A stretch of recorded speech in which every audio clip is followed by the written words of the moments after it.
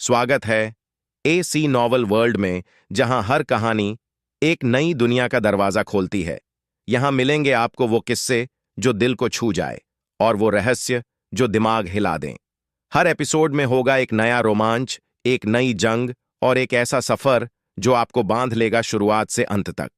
तो तैयार हो जाइए डूब जाने के लिए कहानियों की उस दुनिया में जहां कल्पना हकीकत बन जाती है। एसी नॉवल वर्ल्ड, कहानियां नहीं, एहसास हैं। इसमें रहस्य जैसा कुछ नहीं है, यह एक जाल है।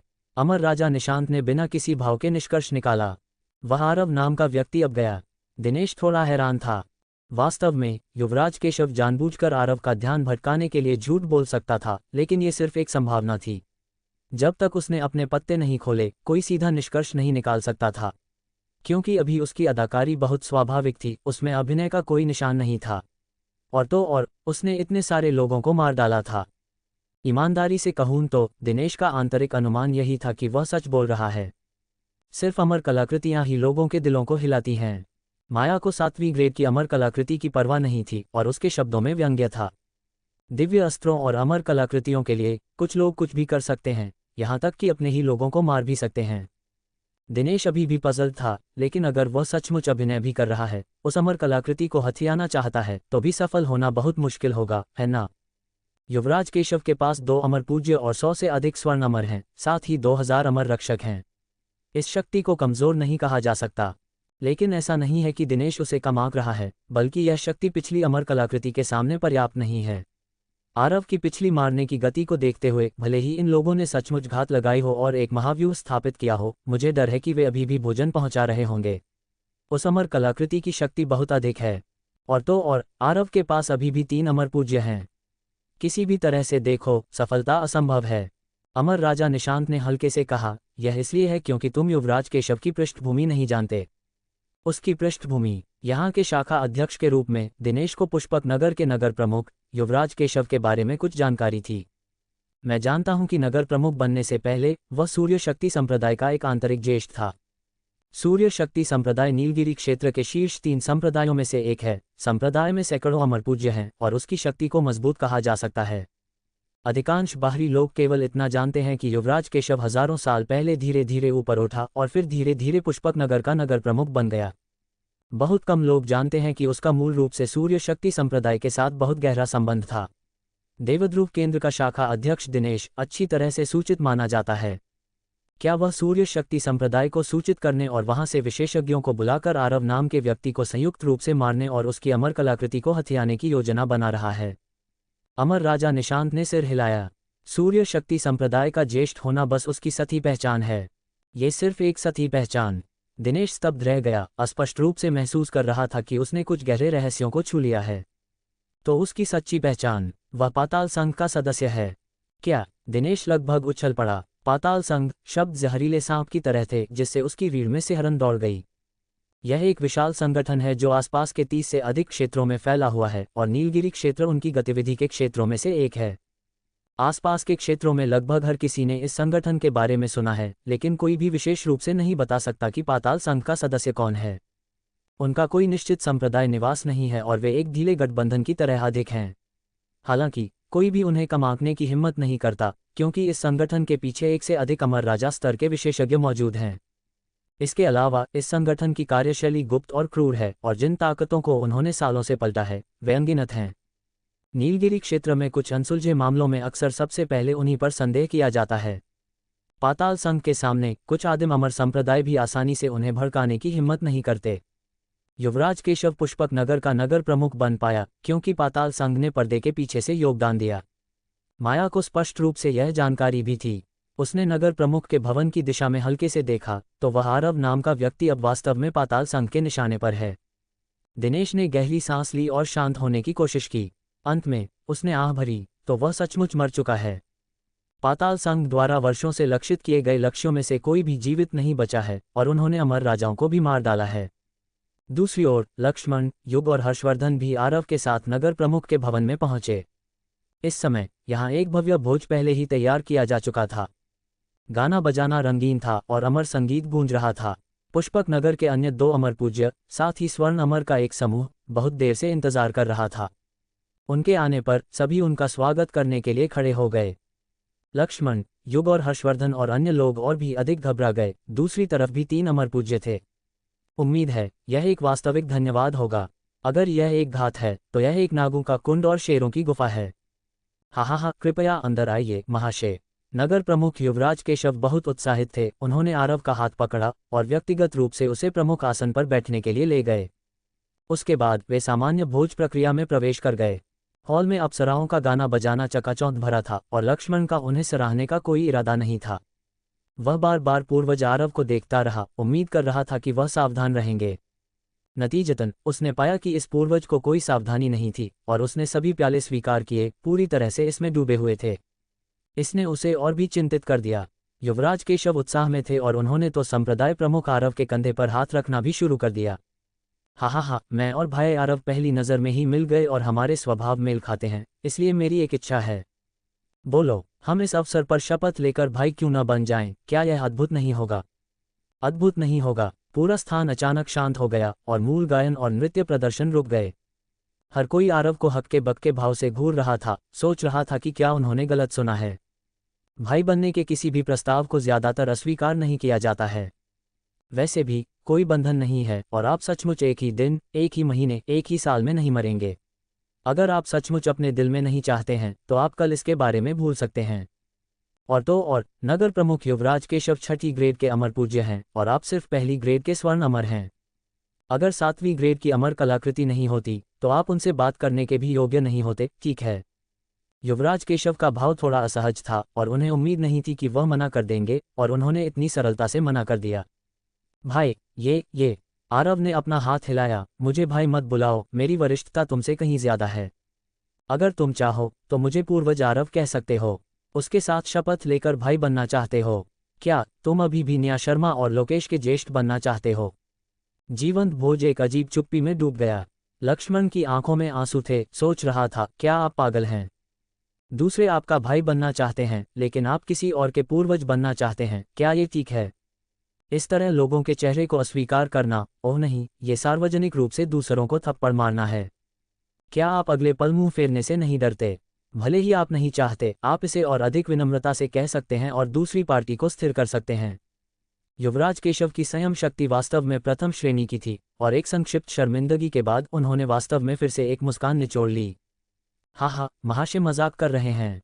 बेशक वह आरव को पूर्वज नहीं बुलाएगा। इस समय उनके कान चुपचाप हिले और फिर उन्होंने सामने हॉल में 7 अलग अलग दिखने वाले अमर पूज्य को उड़ते हुए देखा। युग और हर्षवर्धन और अन्य लोगों ने थोड़ा महसूस किया और उनके भावों में भारी बदलाव आया। ये 7 लोग सभी अमर पूज्य थे। इसके अलावा 7 लोगों की खेती उनसे ऊपर थी। सिर पर सफेद दाढ़ी वाले बूढ़े आदमी ने अपने होंठ सिकुड़े और 2 शब्द कहे। हो गया। युवराज केशव खड़े हो गए और फिर से मुस्कुराते हुए आरव की ओर देखा। आप कैसे मरना चाहते हैं महाशय? आखिरकार अपनी साजिश शुरू कर दी। आरव बहुत खुश था। जैसे ही वह कुछ शब्द कहने वाला था, ज्येष्ठ युग एक घबराए हुए भाव के साथ बाहर कूद पड़े। नगर प्रमुख युवराज, आपके इस कथन का क्या अर्थ है? आजकल अमरनगर उतने महत्वपूर्ण नहीं है, इसलिए उनकी शक्ति उतनी महान नहीं है। एक अमर नगर में आमतौर पर केवल 1 या 2 अमर पूज्य होते हैं। पुष्पक नगर में अचानक इतने सारे अमर पूज्य का होना स्पष्ट रूप से संदिग्ध है। युवराज केशव पहले ही पीछे हटकर दूसरों से दूरी बना चुका था। तुम मुझसे पूछते हो कि मेरा क्या मतलब है? तुमने मेरे भतीजे को मार डाला और मेरे 1000 अमर रक्षकों को भी मार डाला। क्या तुम्हें लगता है कि मुझे बदला नहीं लेना चाहिए? यह नगर प्रमुख अभी भी मुस्कुरा रहा था, लेकिन अब यह मित्रता की तरह नहीं बल्कि नफरत की ठंडक की तरह लग रहा था। लेकिन आपने पहले कहा था कि यह लोगों के लिए बुराई को खत्म कर रहा था। हालांकि उन्हें मूल रूप से एक जाल का संदेह था, फिर भी ज्येष्ठ युग को अब भी यह स्वीकार करना थोड़ा मुश्किल लगा जब उसने उसे स्वीकार करते हुए सुना। क्या तुम्हारा अभिनय थोड़ा ज्यादा यथार्थवादी नहीं है? अगर मैंने यथार्थवादी अभिनय नहीं किया होता तो क्या तुम मूर्ख बन जाते? लक्ष्मण ने अविश्वास के साथ कहा, सिर्फ हमें फंसाने के लिए तुमने अपने ही लोगों को भी मार डाला। पहले सामने मारे गए सैकड़ों लोग सचमुच मर चुके थे, बिना किसी दिखावे के। नगर प्रमुख युवराज मुस्कुराते हुए सिर हिलाया। सही है, बड़ी चीजों को हासिल करने के लिए एक छोटी सी कीमत चुकाना कोई बड़ी बात नहीं है। उनका बलिदान बहुत सार्थक था। कम से कम उन्होंने तुम्हें यहाँ आने के लिए मूर्ख बनाया और सफलतापूर्वक तब तक समय बर्बाद किया जब तक मेरे सहायक नहीं आ गए। उन्होंने अपने हाथ फैलाए। क्या तुम्हारे पास पूछने के लिए और कुछ है? तुम्हारे जाने से पहले मैं तुम्हें ये जानने दूंगा कि क्यों। उनके मुस्कुराते हुए चेहरे को देखकर लक्ष्मण और अन्य लोगों के दिल में ठंडक महसूस हुई। क्या यह अभी भी एक इंसान है? वह पूरी तरह से एक विकृत पागल है, मानसिक समस्याओं वाला मनोरोगी। वह एक अमर पूज्य बनने के लिए कैसे विकसित हुआ? उनका विश्वास जीतने के लिए, आरव को समय बर्बाद करने के लिए, यहाँ आने के लिए, मूर्ख बनाने के लिए कौन सी विधि काम नहीं करेगी? उसने अपने ही लोगों को इतने चरम तरीके से क्यों मारना पड़ा? नगर प्रमुख युवराज के रिश्तेदार होना वास्तव में एक उच्च जोखिम वाला पेशा है। क्या तुम बहुत निर्दयी नहीं हो? तुम वास्तव में क्या चाहते हो? युग, हर्षवर्धन और अन्य लोगों के आरोपों और सवालों का सामना करते हुए युवराज केशव ने कंधे उचकाए। मुझे वह तलवार चाहिए। उसने आरव की अमर तलवार की ओर इशारा किया और फिर मुस्कुराया। बेशक तुम निश्चित रूप से इसे आज्ञाकारी रूप से सौंपने के लिए तैयार नहीं होंगे, और मैं दूसरों को वह करने के लिए मजबूर नहीं करना चाहता जो वे नहीं करना चाहते। तो मेरे पास तुम्हें मरने के लिए कहने के अलावा कोई विकल्प नहीं है। उनके शब्द इतने तर्कसंगत थे कि ज्येष्ठ युग एक पल के लिए अवाक रह गए। वह केवल एक सूखा खतरा कह सका। क्या तुम हमारे उड़ान गरुड़ संप्रदाय के तुम्हारे पीछे आने से नहीं डरते? हर्षवर्धन और हेमंत ने भी अपनी गति को मजबूत करने के लिए जल्दी से पीछा किया। सही है, हमारे उड़ान गरुड़ संप्रदाय में 19 अमर पूज्य हैं। तुम्हें ध्यान से सोचना चाहिए। आज के समय में अमर नगरों की शक्ति उन अमर खेती संप्रदायों जितनी अच्छी नहीं है। अगर तुम हम पर हमला करते हो तो तुम भी जीवित नहीं रह पाओगे। युवराज केशव लगभग हंस पड़े। उड़ान गरुड़ संप्रदाय? एक बार जब मुझे यह अमर तलवार मिल जाएगी तो मुझे किसी भी अमर नगर की परवाह क्यों होगी? इसके अलावा क्या तुम्हारा उड़ान गरुड़ संप्रदाय पाताल संघ का मुकाबला कर सकता है? पाताल संघ? इन दो शब्दों को सुनकर लक्ष्मण और 3 ज्येष्ठों के भाव फिर से तेजी से बदल गए। ये संगठन बेहद रहस्यमय है, लेकिन आसपास के सभी क्षेत्रों में हर कोई इसके बारे में जानता है। कारण इसकी भयंकर प्रतिष्ठा के अलावा और कोई नहीं है जिससे हर कोई डरता है। तुम वास्तव में पाताल संघ के सदस्य हो? सही है। युवराज केशव के बगल में सफेद दाढ़ी वाला बूढ़ा आदमी भी मुस्कुराया। हम सब पाताल संघ से हैं। इसके अलावा हम अमर किसान नहीं हैं, बल्कि असुर किसान हैं। उनकी ईमानदारी और सच्चाई ने लक्ष्मण और अन्य लोगों को पूरी तरह से निराश कर दिया। उड़ान गरुड़ संप्रदाय का तो जिक्र ही न करें, नीलगिरी क्षेत्र का नंबर 1 संप्रदाय भी पाताल संघ का विरोध करने की हिम्मत नहीं करेगा। ये भयानक भूमिगत विशाल उन पर अपनी नज़र कैसे डाल सकता था? तीनों ज्येष्ठों ने धीरे धीरे आरव की ओर देखा। अगर वह इतना उच्च प्रोफाइल नहीं होता, इतने सारे लोगों को नहीं मारता और 7वीं ग्रेड की अमर कलाकृति का दिखावा नहीं करता, तो वे इतने शक्तिशाली दुश्मन को कैसे भड़काते? उनकी राय में इन सब से बचा जा सकता था। जिस कारण से इससे बचा नहीं जा सका, वह पूरी तरह से उनके गलत फैसलों की श्रृंखला के कारण था। ये सोचकर वे थोड़ा नाराज क्यों नहीं होते? पूर्वज आरव, अब हमें क्या करना चाहिए? आप इतने शक्तिशाली हैं, हमें कुछ मार्गदर्शन देने के बारे में क्या विचार है? सही है, आप मुसीबत पैदा करने में इतने अच्छे हैं, आपको इसे संभालने में सक्षम होना चाहिए, है ना? ये लहजा थोड़ा व्यंग्यात्मक था। हालांकि आरव ने इसे नहीं सुना और इसके बजाय विजयी रूप से बाहर खड़ा हुआ। यह जरूरी है। अफसोस, यह मेरे लिए फिर से पासा पलटने और अपने साथियों को बचाने का समय है। भले ही वे एक हताश स्थिति में थे, लक्ष्मण और तीनों ज्येष्ठों ने जोरदार शिकायत करना चाहा। आपको हर समय आत्मविश्वास कहाँ से मिलता है जो आपके पूरे शरीर को घेर लेता है? बोलने के बाद उसने धीरे धीरे इंद्रधनुष विनाश अमर तलवार का बलिदान दिया। कोई विकल्प नहीं था। हालांकि आरव सचमुच मरना चाहता था, वह खुद पर आसान नहीं हो सकता था और आत्महत्या नहीं कर सकता था। जैसे ही अमर तलवार निकली, दूसरी तरफ के 10 असुर पूज्यों ने अपने भावों को कस लिया और गंभीर हो गए। अगर ये तलवार नहीं होती तो उन्होंने इतने सारे लोगों को नहीं जुटाया होता। ऐसा लगता है कि आपके आत्मविश्वास का स्रोत ये तलवार है। अग्रणी सफेद दाढ़ी वाला बूढ़ा आदमी थोड़ा मुस्कुराया। 7वीं ग्रेड की अमर कलाकृति के लिए सम्मान दिखाने के लिए हमने न केवल आपको मात दी, बल्कि विशेष रूप से सप्तारा रक्तध्वज का भी उपयोग किया। मुझे उम्मीद है कि आप हमें माफ कर सकते हैं। जैसे ही उसकी आवाज़ गिरी, 7 असुर पूज्यों के सिर के ऊपर एक खूनलाल झंडा उठा। तुरंत बाद मूल नगर प्रमुख का भवन रक्त के एक गाढ़े समुद्र में बदल गया, जिससे सांस लेना मुश्किल हो गया। इस सप्तारा रक्तध्वज को सक्रिय करने के लिए न केवल 7 असुर किसानों की आवश्यकता होती है, बल्कि एक मार्गदर्शक के रूप में पर्याप्त रक्त ऊर्जा की भी आवश्यकता होती है। रक्त के इस समुद्र के भीतर हम असुर किसान लड़ते ही मजबूत होते जाएंगे। जहां तक तुम्हारी बात है, चाहे तुम्हारी ताकत, लोग या हथियार हों, वे सभी रक्त की गंदगी में उलझ जाएंगे। वे खुशी खुशी बयान कर रहे थे जब आरव ने गुस्से में उन्हें बाधित कर दिया। रुको रुको रुको, तुमने अभी क्या कहा? इस व्यू को स्थापित करना सिर्फ इस तलवार के लिए सम्मान के कारण है। लानत है, सभी की आंखें केवल इस अमर तलवार पर हैं, मुझे, अमर तलवार के मालिक को पूरी तरह से नज़रअंदाज कर रहे हैं। यह असहनीय है। इसके अलावा किसने कहा कि यह 7वीं ग्रेड की अमर कलाकृति है? हर कोई पक्षपातपूर्ण तरीके से इस तलवार को 7वीं ग्रेड का क्यों मानता है? युवराज केशव और बूढ़े आदमी ने एक अजीब नज़र का आदान प्रदान किया, यह नहीं समझा कि वह इतना क्यों उत्तेजित था। अन्यथा क्या? आरव को उन्हें मुख्य बिंदु पर ध्यान देने के लिए याद दिलाना पड़ा। क्या तुम भूल गए कि इस तलवार का उपयोग कौन कर रहा है? ये तुम हो। तो इस लड़ाई की कुंजी कौन है? लक्ष्मण और युग और अन्य लोगों ने सोचा कि वह कुछ गहन कहने जा रहा है। बहुत देर बाद वह सिर्फ इस बात से असंतुष्ट था कि हथियार ने उसका ध्यान चुरा लिया। यह एक हताश स्थिति है। एक हताश स्थिति। क्या यह ऐसे अस्पष्ट सवालों पर विचार करने का समय है? हालांकि दूसरी तरफ के असुर किसानों का समूह सभी विकृत मनोरोगी थे, फिर भी वे भी उनकी सोचने की लय के साथ तालमेल बिठाने में थोड़े असमर्थ थे। कोई विकल्प नहीं था, यह आदमी उनसे भी ज्यादा असामान्य था। युवराज केशव ने अपना मुंह खोला, लेकिन एक पल के लिए वह नहीं जानता था कि कैसे जवाब देना है। पीछे के एक असुर पूज्य ने व्यंग्य किया, तुम बहुत ज्यादा सोच रहे हो, है ना? तुम सिर्फ एक स्वर्ण अमर हो, अगर ये तलवार नहीं होती तो कोई भी असुर पूज्य तुम्हें मिटा सकता था। इस वाक्य को सुनकर आरव, जो शुरू से ही शांत था, पूरी तरह से गुस्से से भड़क उठा। मैं तुम्हारे दादा के पास जाऊंगा, आंखों के बिना कचरा, तुम सब मर जाओ। अत्यधिक क्रोध से उसने 10 गुना क्रिटिकल स्ट्राइक जारी कर दिया। नगर प्रमुख के भवन की ओर देखते हुए कई लोगों के भाव शून्य थे। उस दिशा में आकाश पूरी तरह से अंधेरा हो गया था। उस अंधेरे के भीतर रक्त का एक अशांत समुद्र लगातार उमड़ रहा था। रक्त के समुद्र के भीतर अनगिनत अदृश्य तंबू लग रहे थे, जो वे सब कुछ हथियाने की कोशिश कर रहे थे जो वे कर सकते थे, उन्हें रसातल में खींच रहे थे। यहाँ तक कि एक नज़र भी अत्यंत असहजता का कारण बनी। कई अमर लोगों के पास अपनी 5 इंद्रियों को सील करने और अपनी सांस को विनियमित करने के लिए जगह पर ध्यान करने के अलावा कोई विकल्प नहीं था। उन्हें नहीं पता था कि क्या हुआ था, बस ये कि यह एक बड़ी घटना होनी चाहिए। देवध्रुव केंद्र के ऊपर अमर राजा निशांत का भाव शांत रहा। वह सप्ततारा रक्त ध्वज है। पाताल संघ ने वास्तव में एक चाल चली है। इस जादुई खजाने को सक्रिय करने के लिए कम से कम 7 असुर पूज्यों की एक साथ काम करने की आवश्यकता होती है। अमर पूज्य स्तर पर यह जादुई खजाना व्यवहारिक रूप से एक देवता हत्या हथियार था, लेकिन यह उसे, एक अमर राजा को धमका नहीं सकता था।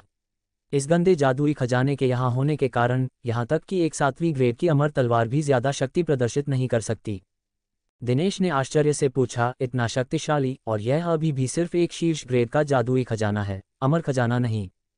माया ने भी उस दिशा में देखा और हल्के से कहा, सप्ततारा रक्त ध्वज की शक्ति अपार है, लेकिन यह अमर खजाना बनने के लिए पर्याप्त नहीं है। इस खजाने को स्थानांतरित नहीं किया जा सकता है। इसे सक्रिय करने के लिए इसे जगह पर तय करने की आवश्यकता है। न केवल इसे पहले से स्थापित करने की आवश्यकता है, बल्कि इसके लिए एक रक्त बलिदान की भी आवश्यकता होती है। तो जब तक आप थोड़ा सतर्क रहते हैं, इसमें कदम रखना इतना आसान नहीं होता। ये सुनकर दिनेश सिर हिलाने के अलावा और कुछ नहीं कर सका। वह आरव नाम का आदमी बहुत लापरवाह है ना? इसमें फंसने के लिए वह सिर्फ मौत मांग रहा है। उसके शब्द अभी गिरे ही थे कि नगर प्रमुख के भवन की दिशा में अचानक बदलाव आया। अंधेरे आकाश के नीचे रक्त का समुद्र अचानक ऊपर की ओर बह गया, आकाश और पृथ्वी को रक्त लाल पर्दे की तरह जोड़ दिया। तुरंत बाद ये पर्दा एक धमाके के साथ टूट गया। अनगिनत बैंगनी लपटों ने रक्त के समुद्र को चीर दिया, रक्त के समुद्र को छेदों से भर दिया। आग की रोशनी तेजी से फैली और स्पष्ट रूप से रक्त के समुद्र में 1 दर्जन से अधिक आकृतियों को चमकते हुए देखा जा सकता था। दिनेश ने चिल्लाया, यह क्या है? इससे पहले कि वह प्रतिक्रिया दे पाता, रक्त लाल महासागर एक नज़र से दिखाई देने वाली गति से एक भयानक सफ़ेद रंग में बदल गया। यह नियमों का टकराव था। सप्ततारा रक्त ध्वज द्वारा प्रतिनिधित्व किया गया रक्त नियम लपटों से पूरी तरह से कुचल गया था। शू, रक्त का समुद्र पूरी तरह से ढह गया और उच्च आकाश में 10 आकृतियां लपटों में फट गईं। नहीं, चीखें तीखी और तेज थीं, जिससे वहां मौजूद सभी लोगों के दिल हिल गए। सरसराहट, उड़ती हुई राख गिरी, आग की रोशनी धीरे धीरे छिन्न भिन्न हो गई और दुनिया अपनी मूल स्पष्टता में लौट आई। बस कुछ ही सेकंडों में सब कुछ शांत हो गया। पिछला उथल पुथल एक भ्रम से ज्यादा कुछ नहीं लगा। अमर राजा निशांत और माया दोनों चुप थे, उस दिशा में टकटकी लगाए हुए थे। दिनेश की सांसें तेज थीं और उसकी पीठ पर ठंडा पसीना फूट पड़ा। एक अमर पूज्य के रूप में उसने अभी अभी एक अत्यंत मजबूत खतरा महसूस किया था। यह एक अंतिम खतरा था जो उसे तुरंत मार सकता था। नियमों की भयानक शक्ति ने उसकी सहज प्रतिक्रिया को ट्रिगर किया। बहुत देर बाद उसने थोड़ा अनिश्चितता से कहा, क्या ये खत्म हो गया? ये खत्म हो गया। अमर राजा निशांत ने गहरी सांस ली और धीरे से कहा, वह जीत गया। वह जिसका वह जिक्र कर रहा था वह स्वाभाविक रूप से आरव था। लेकिन क्या सप्त तारा रक्तध्वज को बेहद शक्तिशाली नहीं माना जाता है? यह इतनी जल्दी कैसे हो सकता है? माया ने उसे बाधित किया। इस व्यक्ति की वास्तविक शक्ति कम से कम 8वीं ग्रेड के अमर पूज्य या उससे अधिक है। इसके अलावा ये निश्चित रूप से केवल एक 7वीं ग्रेड की अमर तलवार नहीं है, यह 8वीं ग्रेड की होने की संभावना है। उसने उस दिशा में टकटकी लगाई, उसकी सुंदर आंखें सदमे के एक संकेत से भरी थीं। ये लड़ाई विजेता की परवाह किए बिना जिस गति से यह समाप्त हुई, या इस पल में पहुंचे निष्कर्ष, सभी उसे शांत नहीं होने दे रहे थे। क्या? दिनेश इन शब्दों से लगभग चौंक गया। 8वीं ग्रेड की अमर तलवार, मध्य अमर लोक, 8वीं ग्रेड की अमर तलवार कैसे हो सकती है? वह अमर राजा निशांत की ओर देखने से खुद को नहीं रोक सका। देवध्रुव केंद्र का ये ज्येष्ठ अभी भी केवल 7वीं ग्रेड की अमर तलवार का उपयोग कर रहा था। सिर्फ एक स्वर्ण अमर 8वीं ग्रेड की अमर कलाकृति कैसे प्राप्त कर सकता है? तो उसने मुश्किल से निगला और मुश्किल से कहा, क्या हमें कार्रवाई करनी चाहिए और मौका मिलने पर उस अमर तलवार को हथिया लेना चाहिए?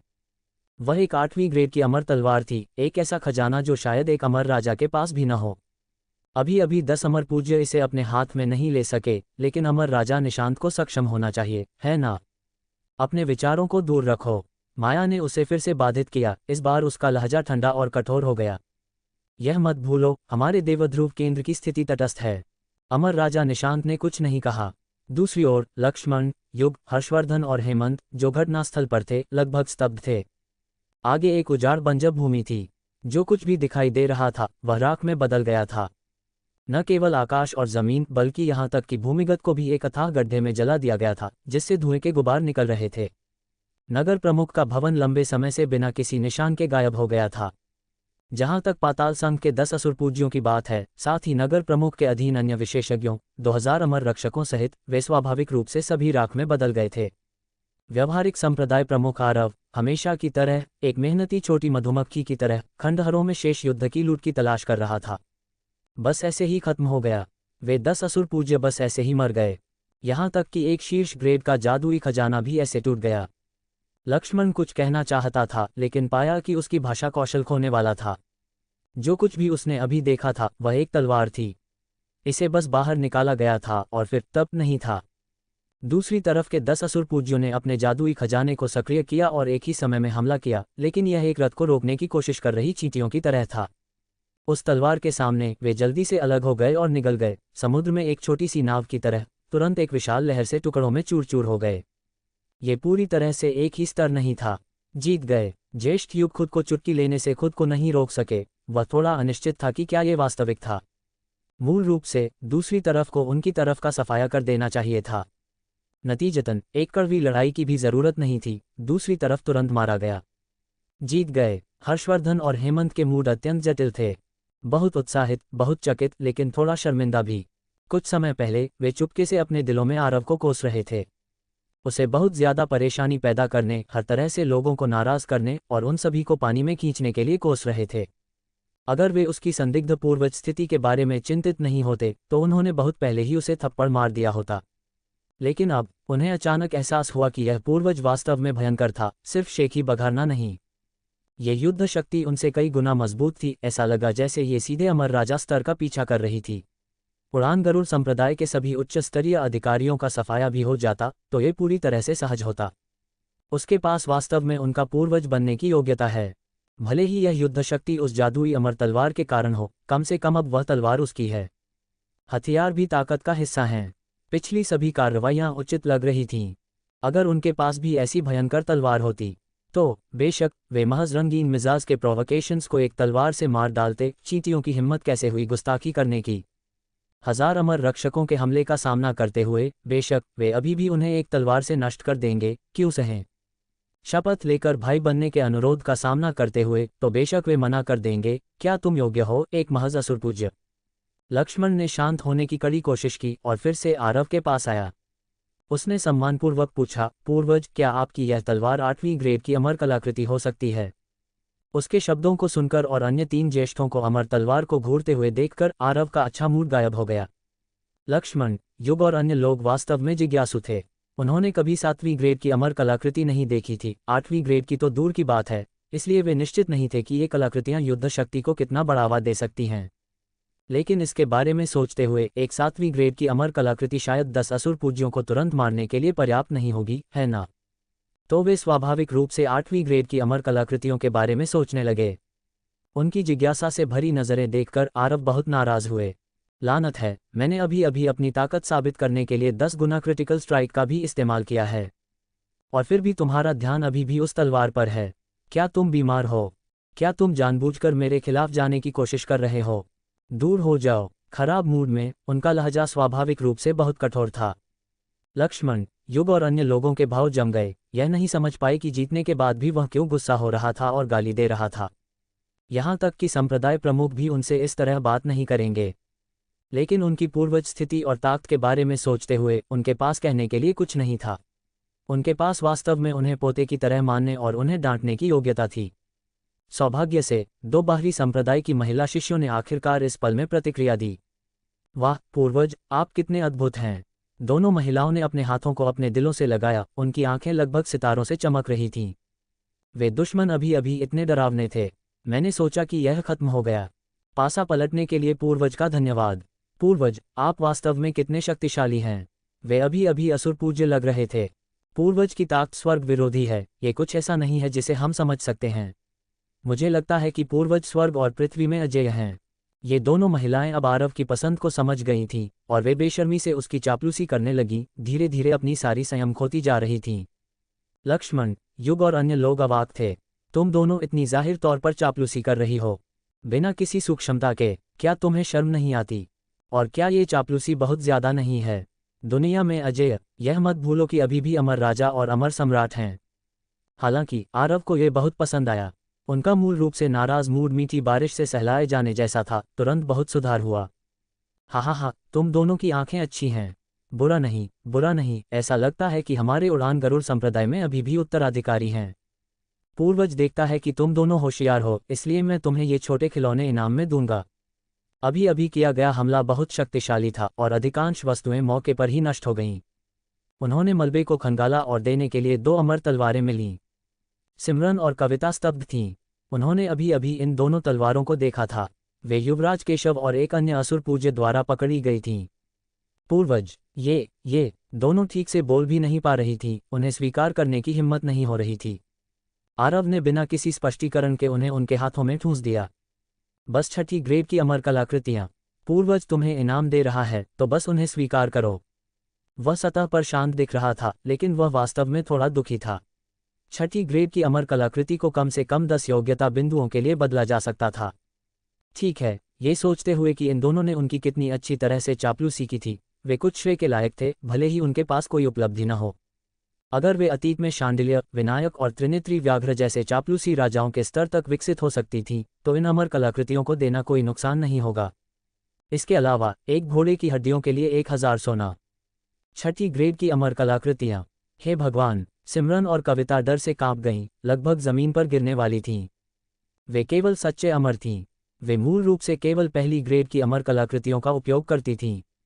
6ठी ग्रेड का तो जिक्र ही न करें, यहाँ तक कि दूसरी ग्रेड की अमर कलाकृतियां भी उन्हें खुशी से रुलाने के लिए पर्याप्त होंगी। लक्ष्मण, युग, हर्षवर्धन और अन्य संप्रदाय के उच्च स्तरीय सदस्य अभी भी 5वीं ग्रेड की अमर कलाकृतियों का उपयोग कर रहे थे। इन लोगों में केवल युग को संयोग से एक 6ठी ग्रेड का अमर कवच मिला था और वह आमतौर पर इसे अपने जीवन की तरह प्यार करता था। लेकिन अब यह अच्छा था। क्या ये वास्तव में हमारे लिए है? सिमरन और कविता की आंखों में आंसू थे। वे इतनी उत्साहित थीं कि लगभग बेहोश होने वाली थीं। उन्होंने केवल बड़े शॉट को खुश करने की एक प्रवृत्ति से चापलूसी की। अगर पूर्वज खुश थे तो कम से कम वह उन पर अपना गुस्सा नहीं निकालेंगे। किसे पता था कि यह पूर्वज न केवल बात करने में आसान था, बल्कि उसके पास इनाम भी थे। और ये इनाम इतने उच्च अंक थे कि वे दम घुटने वाले थे। पूर्वज, हम उन्हें स्वीकार करने की हिम्मत नहीं करते। लक्ष्मण और उनके बगल के ज्येष्ठों को देखकर, जिनकी आंखें लगभग बाहर निकलने वाली थीं, दोनों महिलाएं बहुत अशांत थीं। वे अभी भी 6ठी ग्रेड की अमर कलाकृतियों के महत्व को जानती थीं। उन्होंने कहा कि वे उन्हें स्वीकार करने की हिम्मत नहीं करते, लेकिन उनके हाथ बहुत ईमानदार थे और जाने नहीं दिया। जाहिर है, उच्च ग्रेड की अमर कलाकृतियों का प्रलोभन किसी भी अमर के लिए अद्वितीय था। लक्ष्मण, युग, हर्षवर्धन और अन्य लोगों को खड़ा होना पड़ा। पूर्वज, क्या यह इनाम थोड़ा बहुत उदार नहीं है? हाँ, उन्हें 2 तीसरी ग्रेड की अमर कलाकृतियों से पुरस्कृत करना बहुत प्रभावशाली होगा। छठी ग्रेड की अमर कलाकृतियां वास्तव में बहुत ज्यादा हैं। उनकी ताकत कम है और वे इस इनाम को सहन नहीं कर सकते। ईमानदारी से कहूं तो वे यह नहीं समझते थे कि इन दोनों महिलाओं को क्यों पुरस्कृत किया जा रहा था। उन्होंने क्या किया था? उन्होंने क्या महान योग्यता हासिल की थी? क्या वे बस पीछे शो नहीं देख रही थीं? ओह नहीं, ये कहना कि वे शो देख रही थीं उनकी चापलूसी कर रहा था। अभी अभी ये दोनों महिलाएं पीछे कांप रही थीं, दुश्मन से डरकर लगभग अपनी पैंट गीली कर रही थीं। ये पहले से ही अच्छा था कि उन्होंने उड़ान गरुड़ संप्रदाय का चेहरा नहीं खोया था, और अब उन्हें पुरस्कृत किया जा रहा था। ये बस बेतुका था। अगर पूर्वज उनके बगल में नहीं खड़े होते तो उन्होंने जोर से कोस दिया होता। लेकिन दुर्भाग्य से आरव का यहाँ अंतिम फैसला था। तुम क्या बड़बड़ा रहे हो? ये अमर कलाकृतियां मेरी युद्ध की लूट हैं। मैं इन्हें जिसे चाहूं दे सकता हूं। क्या ये तुम्हारी बारी है आपत्ति करने की? ये वास्तव में अस्पष्ट है। तुम दोनों उन्हें अच्छी तरह से रखो। अगर संप्रदाय में लौटने पर कोई उन्हें मांगता है तो मुझे पूर्वज को बताओ और मैं तुम्हारे लिए खड़ा रहूंगा। महान, उन्हें न केवल इनाम मिला बल्कि एक शक्तिशाली समर्थक भी मिला।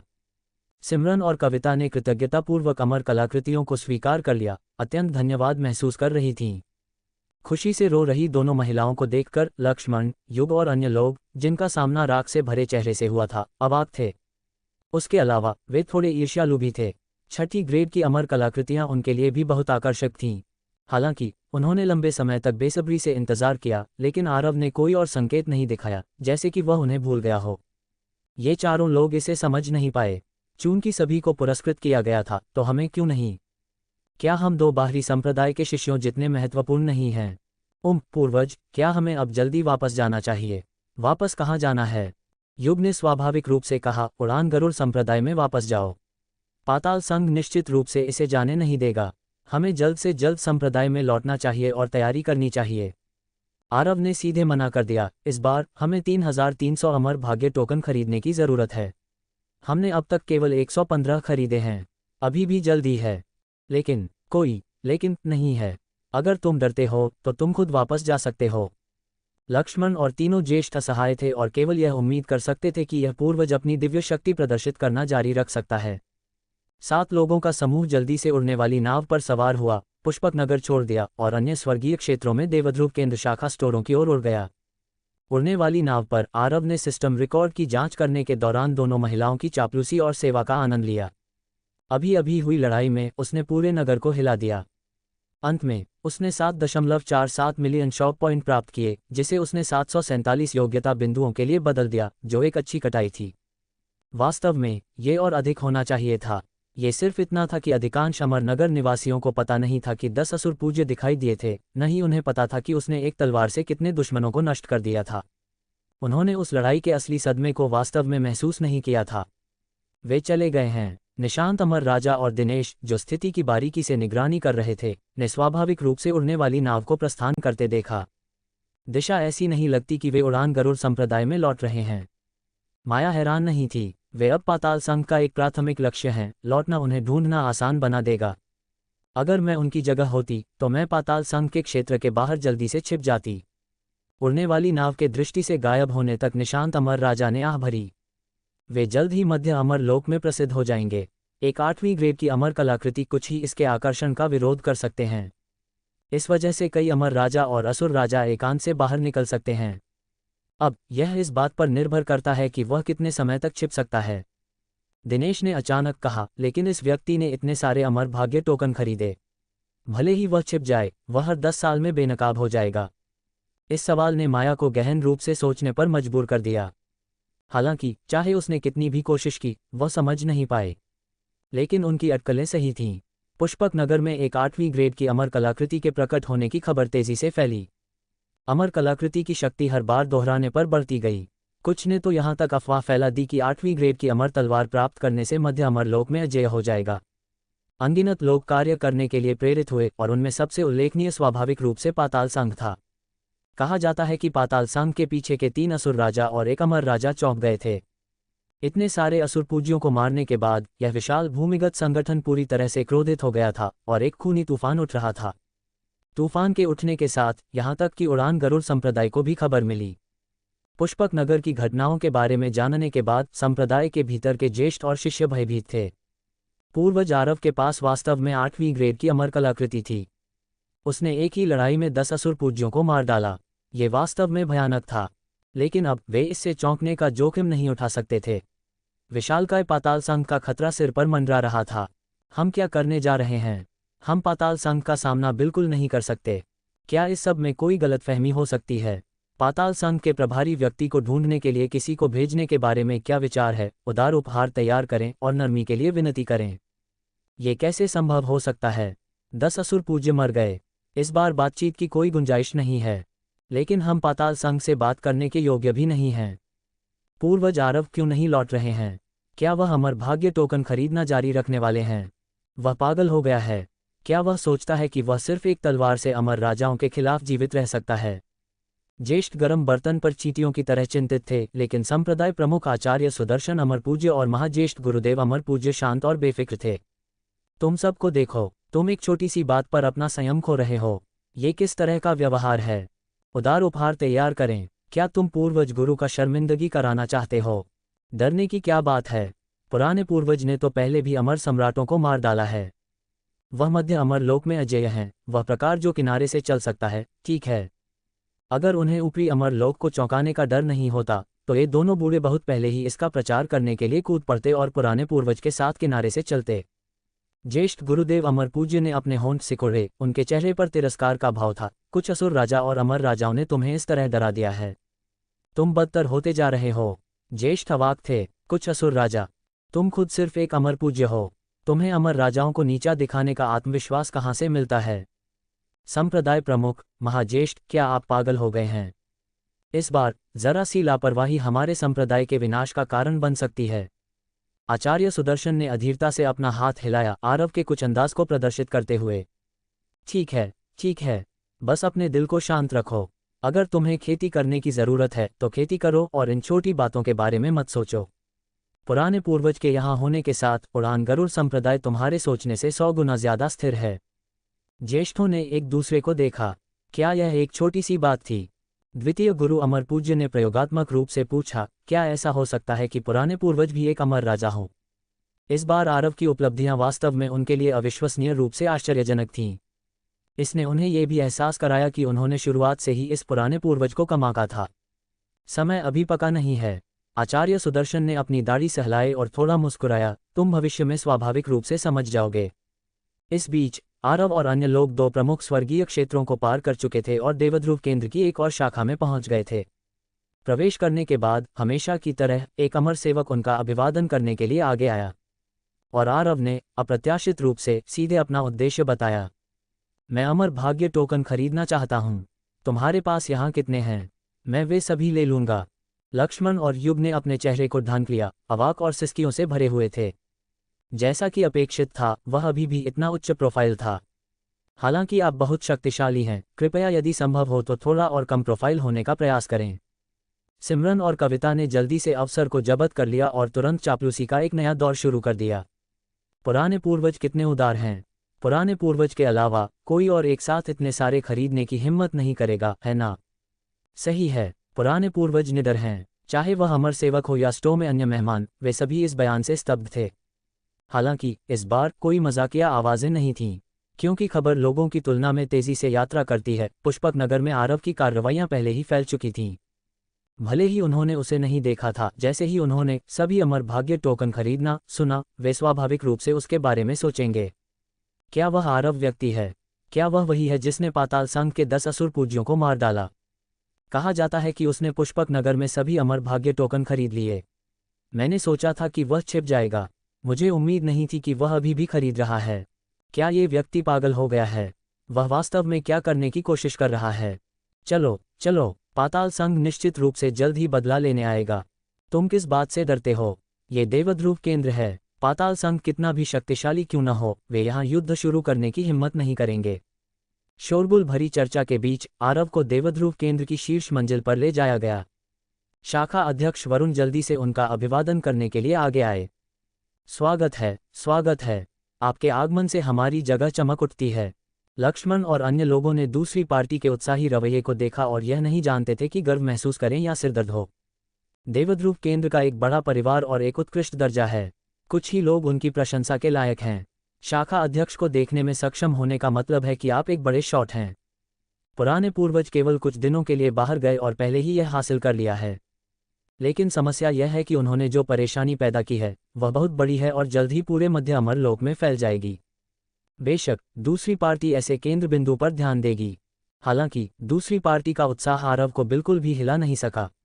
वह शिष्टाचार का आदान प्रदान करने के लिए बहुत आलसी थे। वे वैसे भी कीमत कम नहीं कर सकते, तो उत्साहित होने का क्या उपयोग है। तुम्हारे पास यहाँ कितने अमर भाग्य टोकन हैं? वरुण ने सभी प्रकार के मेहमानों को देखा था और इस तरह का सीधा दृष्टिकोण असामान्य नहीं था, इसलिए वह हैरान नहीं थे। हमारी शाखा में 124 अमर भाग्य टोकन हैं। क्या आप निश्चित हैं कि आप वे सभी चाहते हैं? उसने अभी अभी मुख्यालय से सलाह ली थी। उन्होंने कहा कि अगर आरव उन्हें खरीदना चाहते हैं तो बस उन सभी को बेच दो। वैसे भी देवध्रुव केंद्र व्यापार के लिए खुला है। बेशक आरव ने जल्दी से 12.4 मिलियन अमर क्रिस्टल गिने, उन्हें एक अंगूठी में रखा और इसे सौंप दिया। बस 1 मिनट में लेन देन पूरा हो गया। फिर आरव ने अमर भाग्य टोकन लिए और जाने ही वाले थे, ऐसे अभिनय कर रहे थे जैसे कि वह बहुत व्यस्त थे। वरुण, जिसने अमर क्रिस्टल एकत्र किए थे, भी अवाक थे। क्या आप थोड़ी देर बैठने की योजना नहीं बना रहे थे? क्या मैं इतना साहसी हो सकता हूं कि पूछ सकूं, आप इतने सारे अमर भाग्य टोकन के साथ क्या करने का इरादा रखते हैं? आरव ने आश्चर्य से सिर घुमाया। तुम देवध्रुव केंद्र के लोग वास्तव में अजीब हो। तुम्हें अमर भाग्य टोकन किस लिए चाहिए? ऊपरी अमरलोक में आरोहण के अलावा क्या इस चीज का कोई और उपयोग है? वरुण ने मन ही मन सोचा, मुझे पता है कि यह आरोहण के लिए है। समस्या यह है कि आप बहुत ज्यादा खरीद रहे हैं। तो महाशय वास्तव में कितने खरीदना चाहते हैं?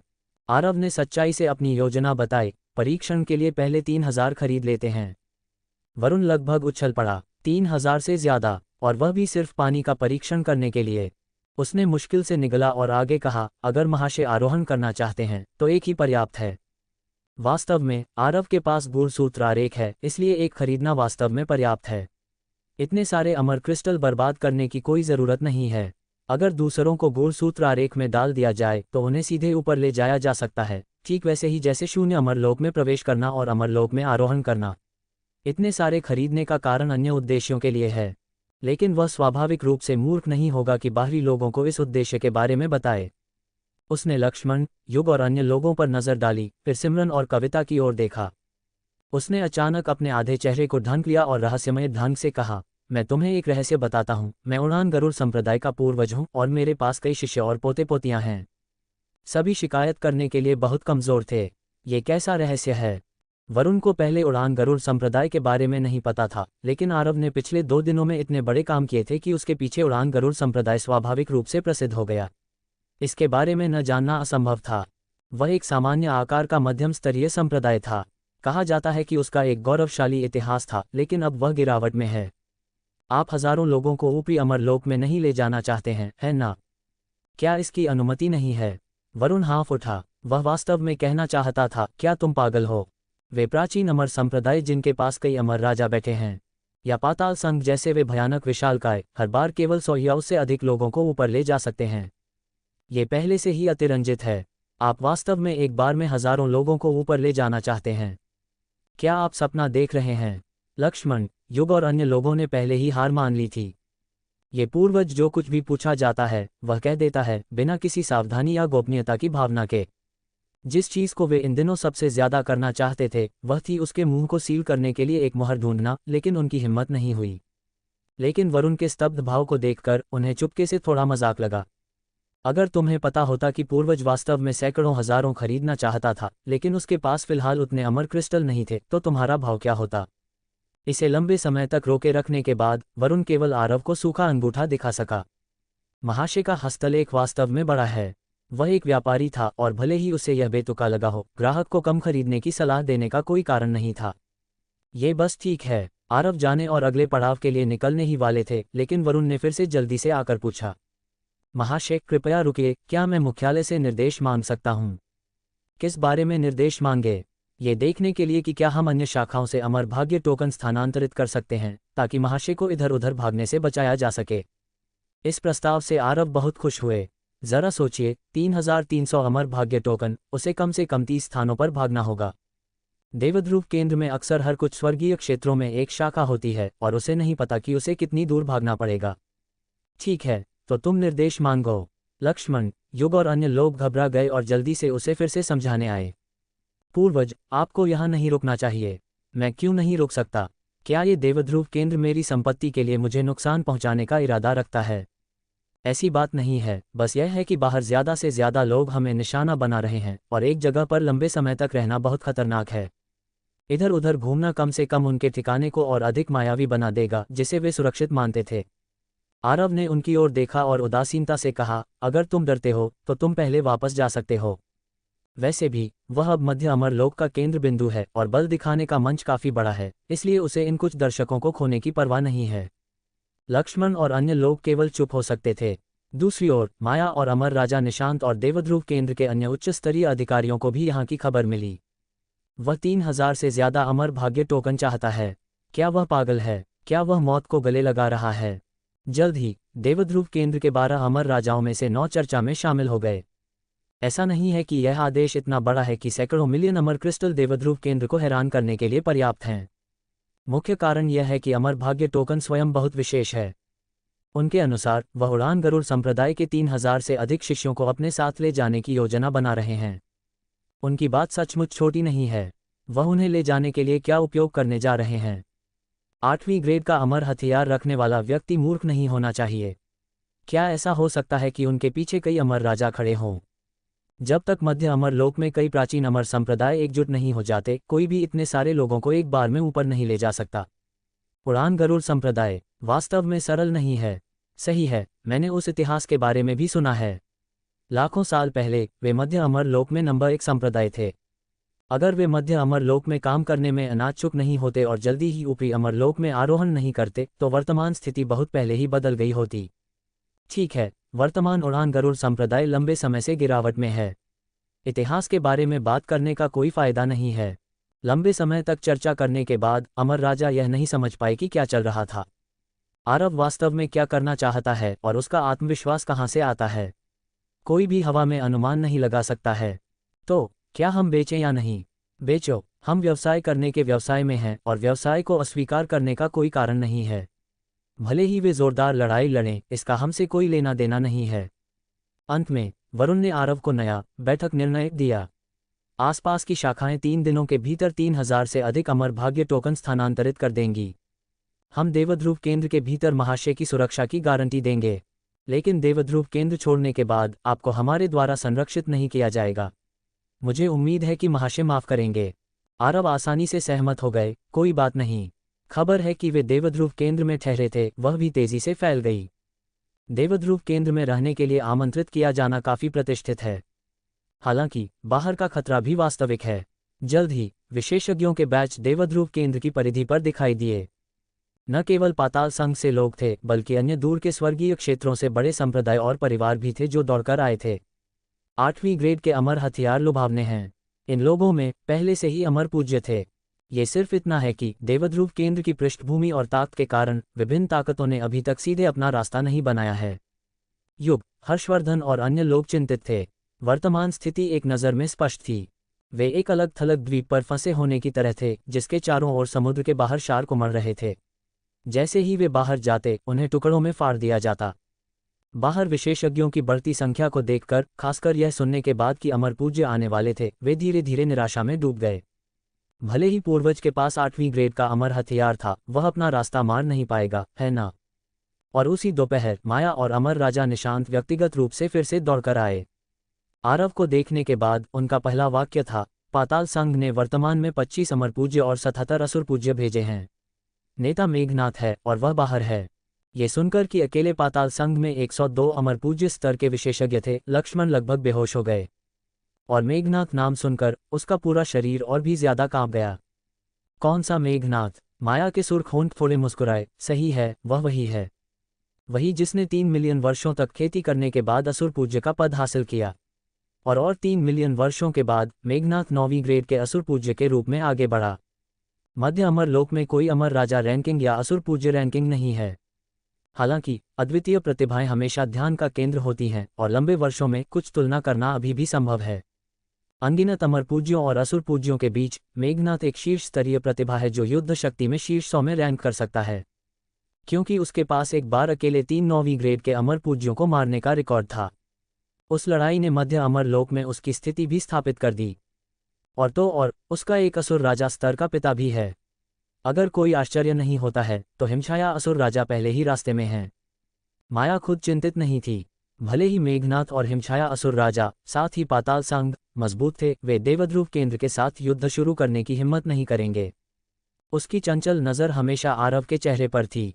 लक्ष्मण और अन्य लोग और भी उदासी महसूस कर रहे थे, लेकिन आरव खतरे से पूरी तरह अनजान लग रहा था और इसके बजाय बहुत रुचि से कहा, तो वह बहुत प्रसिद्ध है। माया को समझ नहीं आया कि वह इतना बेतुका सवाल क्यों पूछेगा। बेशक मेघनाथ प्रसिद्ध था, न केवल आसपास के दर्जनों स्वर्गीय क्षेत्रों में, बल्कि पूरे मध्य अमरलोक में अधिकांश अमर लोगों ने इस अद्वितीय प्रतिभा के बारे में सुना होगा। उसे पता नहीं था कि आरव चुपके से यह योजना बना रहा था कि क्या पहले उस मेघनाथ को मार दिया जाए। इतने प्रसिद्ध व्यक्ति को मारने से बहुत सारे शॉक पॉइंट्स मिलने चाहिए, है ना? पाताल संघ के अलावा प्राचीन सम्राट संप्रदाय ने भी 31 अमर पूज्य भेजे हैं और एक अमर राजा स्तर के सर्वोच्च ज्येष्ठ भी हैं। ज्येष्ठ युग फिर से चौंक गए और जल्दी से पूछा, क्या वह प्राचीन सम्राट संप्रदाय है जो नील विशाल स्वर्गीय क्षेत्र में पहले स्थान पर है, जिसके पास अकेले 1 दर्जन से अधिक 9वीं ग्रेड के अमर पूज्य हैं? माया ने शांति से सिर हिलाया, सही है।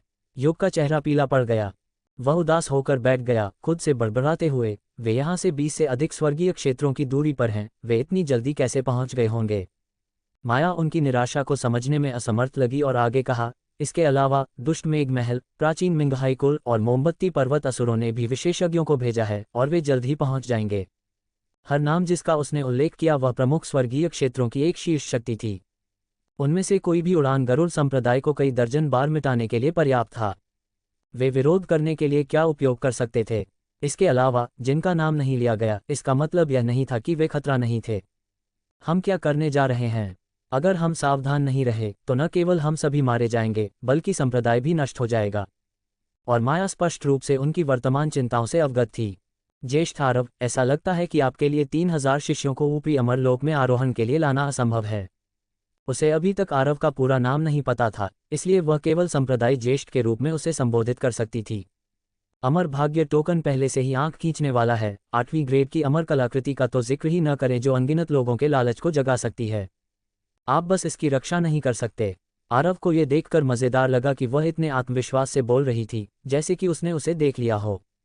तो आपका सुझाव क्या है, बहन? जिस क्षण से यह महिला आ जाए, वह इस बात पर जोर देती रही कि दुश्मन कितने मजबूत और भयानक थे। वह उस पर दबाव डाल रही थी। उसका कोई उद्देश्य होना चाहिए। निश्चित रूप से, माया ने आत्मविश्वास से अपने होठों के कोने उठाए। हमारे देवध्रुव केंद्र के पास वर्तमान संकट को हल करने का एक तरीका है, लेकिन मुझे नहीं पता कि क्या आप इसे स्वीकार करने को तैयार हैं। जैसे ही उसने बोलना समाप्त किया, लक्ष्मण और युग और अन्य लोग एक तैरते हुए लट्ठे को देखने वाले डूबते हुए लोगों की तरह थे। कोई तरीका है? हम सुनने के लिए उत्सुक हैं। अगर हम भाग सकते हैं तो हम निश्चित रूप से आभारी होंगे। यहाँ तक कि आरव भी थोड़ा उत्सुक था। क्या ऐसा हो सकता है कि देवध्रुव केंद्र विशेषज्ञों को भेजने जा रहा था? क्या उन्हें शिकायतों में हस्तक्षेप नहीं करना चाहिए था? हम ज्येष्ठ आरव से ये तलवार खरीदना चाहते हैं। इससे पहले कि आरव मना कर पाता, माया ने जल्दी से कहा, कीमत निश्चित रूप से आपको संतुष्ट करेगी। ये तलवार 8वीं ग्रेड की थी। वे भी हिल गए थे। आपको पता होना चाहिए कि उनके 12 अमर राजा अभी भी 7वीं ग्रेड की अमर कलाकृतियों का उपयोग कर रहे थे। इसके अलावा हम आपके लिए अमर भाग्य टोकन के बेनकाब होने की समस्या को भी हल करेंगे। उसने वाक्पटुता से बोलना जारी रखा, आप 3300 अमर भाग्य टोकनों को हमारे देवध्रुव केंद्र में भंडारित करना जारी रख सकते हैं और हम उन्हें आपके लिए रखेंगे। आप भविष्य में जब चाहें उन्हें बाहर निकाल सकते हैं। इस तरह आपके पास वास्तव में भविष्य में 3300 लोगों को ऊपरी अमरलोक में लाने का मौका होगा, है ना? लक्ष्मण और युग और अन्य लोगों ने पहले तो माथे पर बल दिए जब उन्होंने उसका सुझाव सुना। एक 8वीं ग्रेड की अमर तलवार अमूल्य थी। ये कहना मुश्किल था कि क्या इस स्तर की अमर कलाकृति मध्य अमरलोक में भी मौजूद थी, तो संतोषजनक कीमत क्या थी? जो लोग ऐसा खजाना प्राप्त कर सकते थे, वे इसे कभी नहीं बेचेंगे। देवध्रुव केंद्र बस इस बात का फायदा उठा रहा था कि वे इसकी रक्षा नहीं कर सकते थे, इसलिए वे फायदा उठाने का अवसर ले रहे थे। लेकिन बाकी बातें सुनने के बाद वे उत्सुकता से आरव के लिए इससे सहमत होना चाहते थे, क्योंकि 3300 अमर भाग्य टोकनों को रखने का माया का वादा वास्तव में कीमती था। मूल रूप से उन्हें सामूहिक रूप से ऊपरी अमरलोक में जाने की कोई उम्मीद नहीं थी, और वे हमेशा भविष्य में हर 10 साल में अमर भाग्य टोकन स्थानों के बेनकाब होने के बारे में चिंतित रहते थे। माया के वादे के साथ 3300 अमर भाग्य टोकन यहाँ भंडारित किए जाएंगे और उन्हें दूसरों को नहीं बेचा जाएगा। मध्य अमर लोक में अमर भाग्य टोकन भंडारित करने के लिए देवध्रुव केंद्र से ज्यादा सुरक्षित कोई जगह नहीं थी। जब आखिरी 10 साल की बेनकाब अवधि बीत जाएगी तो चुपचाप 3300 अमर भाग्य टोकनों को बाहर निकालना वास्तव में बिना किसी को जाने किया जाएगा। उस समय सामूहिक रूप से ऊपरी अमर लोक में जाने का एक महान मौका होगा। क्या हम आप पर भरोसा कर सकते हैं? क्या होगा अगर आप तब इसे स्वीकार नहीं करते हैं? लक्ष्मण काफी सावधान थे। यह एकमात्र चिंता थी। माया की हल्की मुस्कान गायब हो गई और उसने गंभीरता से कहा, 3300 अमर भाग्य टोकन आपके लिए बहुत कीमती हैं, लेकिन वे हमारे देवध्रुव केंद्र के लिए कुछ भी नहीं हैं। आपको सच बताऊं, अमर भाग्य टोकनों को रखने जैसी इस तरह की चीज पहले कभी नहीं हुई है। इसे हमारे सिद्धांतों को तोड़ना माना जाता है। अगर उस अमर तलवार के खातिर नहीं होता तो हम अपवाद नहीं करते। अब लक्ष्मण और युग और अन्य लोग पूरी तरह से प्रेरित थे। 8वीं ग्रेड की अमर कलाकृति को बेचने का मतलब था कि अमर कलाकृति का पीछा करने वाली वे ताकतें भविष्य में देवध्रुव केंद्र की तलाश करेंगी और इसका उड़ान गरुड़ संप्रदाय से कोई लेना देना नहीं था। यह एक गर्म आलू फेंकने के बराबर था। और वे स्थिर रूप से ऊपरी अमर लोक में प्रवेश करने का मौका प्राप्त कर सकते थे। इसके बारे में ध्यान से सोचने के बाद उन्होंने यहाँ तक महसूस किया कि उन्होंने मुनाफा कमाया है। पूर्वज, क्या आपको लगता है कि हमें उसकी बात माननी चाहिए? आरव ने बिल्कुल भी नहीं सुना। उन्हें अब एक गंभीर समस्या का एहसास हुआ। हर कोई उसके लिए नहीं बल्कि इस अमर तलवार के लिए यहाँ था। इस खोज ने अचानक उन्हें क्रोधित कर दिया। लानत है, ये तलवार अभी भी उसकी वाहवाही चुरा रही थी। हर कोई इस पर बहुत केंद्रित था, सभी स्पॉटलाइट इस पर थे और यहाँ तक कि उसके सामने की सुंदरता भी कोई अपवाद नहीं थी। वह इस अमर तलवार का मालिक इसके बगल में धुंधला और सुस्त था। असहनीय। उन्होंने आत्मा की गहराई से एक सवाल पूछा, तुम्हें क्या लगता है कि ज्यादा महत्वपूर्ण है, मैं या ये तलवार? माया ने सोचा कि वह इस तलवार को छोड़ने के लिए तैयार नहीं है और विनम्रतापूर्वक मुस्कुराए, मुझे विश्वास है कि आप स्थिति को स्पष्ट रूप से देख सकते हैं। मैं तुम्हारी गांड देख सकता हूं। क्या तुम्हारा मतलब है कि अपनी खुद की स्थिति को पहचानो? आरव अब और बैठ नहीं सका और तलवार के साथ खड़ा हो गया। वैसे बाहर सबसे प्रसिद्ध व्यक्ति वह मेघनाथ है ना? ज्येष्ठ आरव, कृपया जल्दबाजी न करें। माया ने सोचा कि वह इस बात से परेशान है कि इतने सारे लोग अमर तलवार को छीनने की कोशिश कर रहे थे और वह जानलेवा लड़ाई लड़ने की योजना बना रहा था। उसने जल्दी से आगे बढ़कर उसे सलाह दी, जहां तक मुझे पता है मेघनाथ जिस बाओगुआंग तलवार का उपयोग करता है वह भी 7वीं ग्रेड की अमर कलाकृति है। इसके अलावा उसकी अपनी ताक पहले ही अमर राजा के नीचे के शिखर तक पहुंच चुकी है। उसने आरव को देखा। 8वीं ग्रेड की अमर कलाकृति आपको जो फायदा देती है उसकी भी अपनी सीमाएं हैं। अनकहा अर्थ ये था कि 8वीं ग्रेड की अमर कलाकृति के साथ भी, यहाँ तक कि एक के बाद एक लड़ाई में आप उसके प्रतिद्वंद्वी नहीं होंगे। बाहर मत जाओ और अपने आप को भोजन के रूप में पेश मत करो। आज्ञाकारिता से तलवार मुझे बेच दो।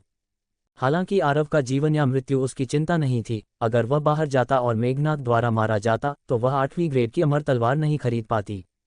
इससे पहले कि उसके शब्द भी समाप्त हो पाते, उसके बगल में खड़े वरुण ने अपना भाव बदल दिया। मेघनाथ घुस गया है, वह नीचे है। माया के खूबसूरत चेहरे पर हल्की मुस्कान गायब नहीं हुई, इसके विपरीत वह और भी आत्मविश्वास से भर गई। आपने भी देखा है महाशय, खजानों का लोभ बहुत बड़ा है जो लोगों को पागल करने के लिए पर्याप्त है। आरव बता सकता था कि वह उस पर दबाव डालने के लिए बाहर के लोगों का उपयोग कर रही थी। वह बस उसे बता रही थी कि स्थिति तेजी से खतरनाक होती जा रही है और अगर उसने तलवार उसे नहीं बेची तो वह गारंटी नहीं दे सकती कि बाद में क्या होगा। उसने अपनी भौहें उठाईं और जानबूझकर पूछा, क्या तुम्हारा देवध्रुव केंद्र अंदर लड़ने से मना नहीं करता? माया ने सिर हिलाया, निश्चित रूप से यह नियम है और हम अपने मेहमानों की सुरक्षा सुनिश्चित करने के लिए अपनी पूरी कोशिश करेंगे। लेकिन हर शाखा की शक्ति सीमित होती है। अगर दुश्मन नियमों की अवहेलना करता है जिससे आप गलती से मारे जाते हैं तो भले ही हम बाद में जांच करें, यह आपके लिए अर्थहीन होगा, है ना? आपकी बात सही है। आरव मुस्कुराते हुए अपने हाथ फैलाए, लेकिन चून की दूसरे दूर से आए हैं, अगर मैं उनसे मिलने बाहर नहीं गया तो ये बहुत अनादरपूर्ण नहीं होगा। ये कहने के बाद दूसरों के बोलने का इंतजार किए बिना वह अकेले ही नीचे मुख्य हॉल में चला गया। पूर्वज, लक्ष्मण और युग इतने चिंतित थे कि उन्होंने अपने पैर पटक दिए, लेकिन उन्हें रोकने का कोई रास्ता नहीं था। माया और अमर राजा निशांत माथे पर बल दिए बिना नहीं रह सके। क्या ये व्यक्ति वास्तव में एक पूर्वज है? वह इतना आवेगी है, वह सिर्फ एक लापरवाह मूर्ख है। माया ने निर्देश दिया, उसे वास्तव में निराशा का दबाव महसूस करने दो, लेकिन उसे वास्तव में मेघनाथ द्वारा मारा न जाने दो। अमर राजा निशांत ने सिर हिलाया और कमरे से गायब हो गया। इस समय नीचे शाखा अध्यक्ष वरुण भी चिंता की स्थिति में थे। मेघनाथ, वह ज्येष्ठ आरव हमारे सम्मानित अतिथि हैं। आपको हमारे नियम पता होने चाहिए, यहाँ लड़ने की अनुमति नहीं है।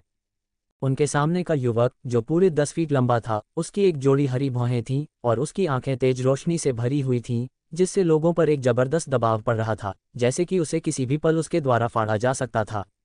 वहां खड़े होने पर हॉल में अन्य मेहमान स्वाभाविक रूप से सैकड़ों मीटर पीछे हट गए, उसके पास आने की हिम्मत नहीं कर रहे थे। यह मेघनाथ के अलावा और कौन हो सकता था? हे, मैं निश्चित रूप से तुम्हारे देवध्रुव केंद्र के नियमों को जानता हूं। वह मुस्कुराया, उसके सफ़ेद दांत एक भयानक ठंडी रोशनी से चमक रहे थे। मेरा इरादा परेशानी पैदा करने का नहीं है। क्या दुकान में आकर देखने की भी अनुमति नहीं है? इसकी अनुमति है, लेकिन वरुण ने अपना पसीना पोंछा, ये सोचते हुए कि तुम भूतों को मूर्ख बना रहे थे।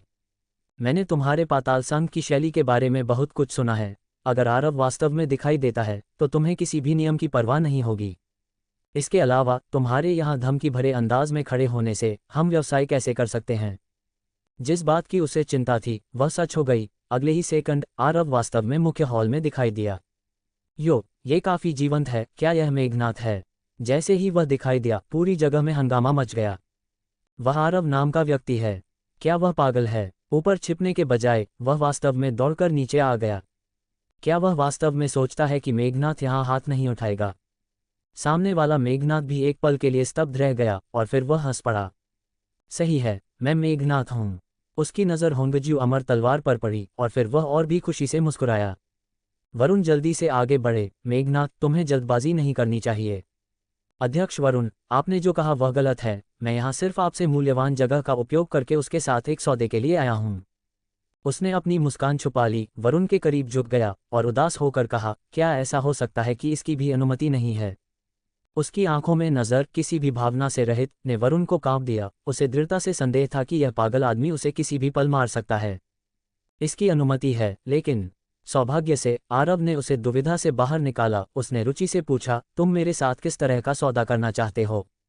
मेघनाथ ने अपने होठों को घुमाया और अपने हाथ में बाओगुआंग तलवार उठाई। मैं तुम्हारे साथ हथियार बदलना चाहता हूँ। इस सौदे के बारे में तुम्हारा क्या ख्याल है? अमर कलाकृतियों के लिए अमर कलाकृतियाँ, ये बहुत निष्पक्ष है ना? जैसे ही ये शब्द बाहर आए, वहां मौजूद हर कोई शिकायत किए बिना नहीं रह सका। तुम इसे सौदा कहने की भी हिम्मत कैसे करते हो? 7वीं ग्रेड की अमर कलाकृति और 8वीं ग्रेड की अमर कलाकृति के मूल्य में कम से कम दर्जनों गुना का अंतर है। निष्पक्ष, बस कहो कि तुम उसे लूटने जा रहे हो। यहाँ तक कि माया, जो दूसरी मंजिल से करीब से देख रही थी, भी सिर हिलाए बिना नहीं रह सकी। इन शैतानी कृषकों की शैली का वर्णन करना वास्तव में मुश्किल है। मेघनाथ निश्चित था कि आरव सहमत नहीं होगा और वह सिर्फ मुश्किल बनाने के लिए एक बहाना ढूंढ रहा था। इसके अलावा भले ही आरव वास्तव में सहमत हो गया, वह निश्चित रूप से बाद में 7वीं ग्रेड की अमर तलवार प्राप्त नहीं कर पाएगा। स्वाभाविक रूप से वह किसी भी न्याय को बनाए रखने के लिए हस्तक्षेप नहीं करेगी। मेघनाथ जितना हावी होगा, दबाव उतना ही अधिक होगा और आरव के उनके देवध्रुव केंद्र के सामने झुकने की संभावना उतनी ही अधिक होगी। आपका सुझाव वास्तव में रचनात्मक है और विचार करने योग्य है। आरव ने वास्तव में ताली बजाई और मुस्कुराते हुए उसकी प्रशंसा की। ये सुखद प्रतिक्रिया हर किसी की उम्मीदों से परे थी। क्या यह आदमी मूर्ख हो सकता है? यहाँ तक कि मेघनाथ भी एक पल के लिए हैरान रह गया और फिर वह हंस पड़ा और बाओगुआंग तलवार सौंप दी। ताज़ा, मुझे लगता है कि तुम थोड़े और आंखों को भाते हो बच्चे।